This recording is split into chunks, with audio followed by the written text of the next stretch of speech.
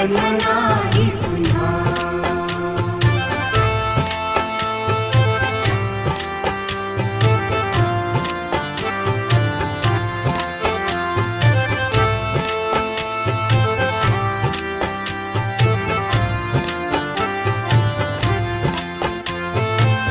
हा जन्म आहे सद्गुरु कृपेचा, हा जन्म आहे सद्गुरु कृपेचा, हा जन्म आहे सद्गुरु कृपेचा। हरि ओम स्वामी समर्थ म्हणा,